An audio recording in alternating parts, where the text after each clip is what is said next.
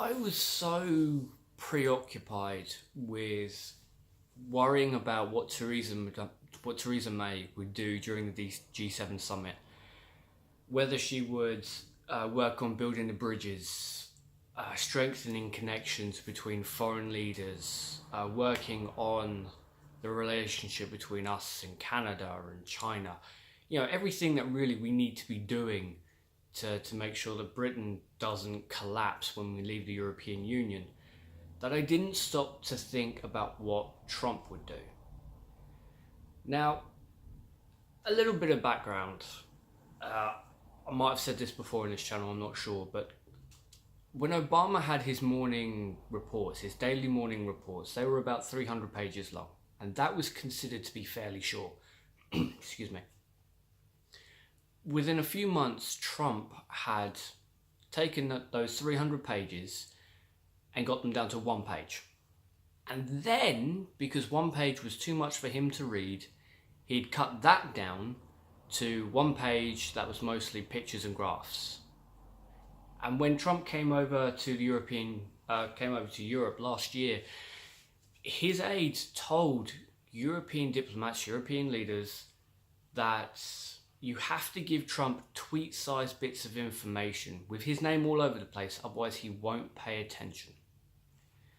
So that should tell you the level of concentration that this muppet has. Coming in, first off, being late is incredibly disrespectful. And it's not just disrespectful in the sense of I already don't like Trump, but this is a big deal. The G7 summit is not a small thing. It's not a local town hall that doesn't really affect you when you're 2 cities over. It has massive repercussions, especially when you take into consideration Trump's stupid idea of having a tariff war with his allies. Not competitors, his allies. That is something that will have a massive effect on potentially every other country that has dealings with America, but certainly for the American people themselves. Now, his comments on Justin Trudeau, my opinion on him notwithstanding, is stupid. He called him a liar. This is the man who, in the first 6 months, told over 1,000 lies. Provable, over 1,000 lies. He's also, Donald Trump is the man who said to Justin Trudeau that Canada has a massive deficit when it comes to trading with America. That is not true. In fact, Canada is the only country that actually has a surplus. There is no debt when it comes to trading in the talks that they were talking about. Trump admitted later on that he just flat out lied about it, that he bullshitted his way through it, because he is an idiot and he doesn't understand the ramifications of lying to your allies. A country in this day and age cannot survive if it is isolated. Let's face it, that's the leading cause as to why North Korea is trying to broker a peace deal.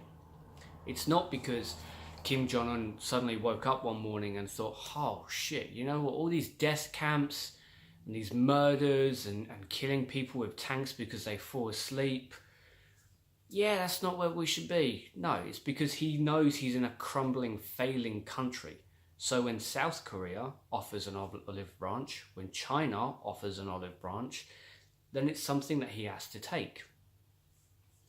In respect to this, given Trump's actions and what he said, basically sticking his finger up to not only Canada, but the rest of the world, it makes it so much harder for anyone to make a deal with America with any confidence. And why should they? First off, North Korea has had an issue because Mike Pence, the moron that he, in fact, I was about to insult his intelligence, but Mike Pence is reasonably savvy in this instance, because he didn't want a good deal, which is why they kept bringing up Libya. And then Libya sends up massive alarm bells because America told Libya to denuclearize, they did, and then America went in and slaughtered a lot of people, including Gaddafi. Whether you stand on that is irrelevant, but that's not what North Korea wants. So bringing up Libya in any conversation with North Korea is stupid. But that's one of the background factors of this specific case. And now Trump saying that there's only going to be one deal for peace shows how monumentally incapable he is of doing a job. It does not take one meeting to make a peace deal. It can take months, it can take years. It's not a simple thing that's done just like that. While I do believe that the human race is a sociable race, we are also a conflicting race. As long as there is more than one person on this planet, we will conflict about something. But Donald Trump doesn't care to do any work. He doesn't care to do any negotiations. He doesn't care to do any research because he is an incompetent buffoon, and it will have massive repercussions on the rest of the world. If I was in that situation, if I was Justin Trudeau, given what Trump had said, I would wash my hands and wait for the next office to take over before I continued any deals with America.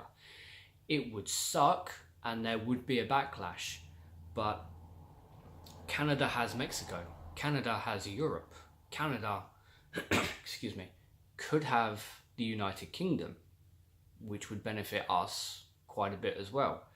Whereas Trump's actions, the fact that Trump has insulted damn near everyone, means that there are less and less people willing to do any kind of business with America. Another downfall of that is the main market in the world, certainly the one that I've been exposed to, is based on the American market. But that has been artificially inflated because of Trump's actions. And when something is artificially inflated, it crashes and it leads to a massive depression.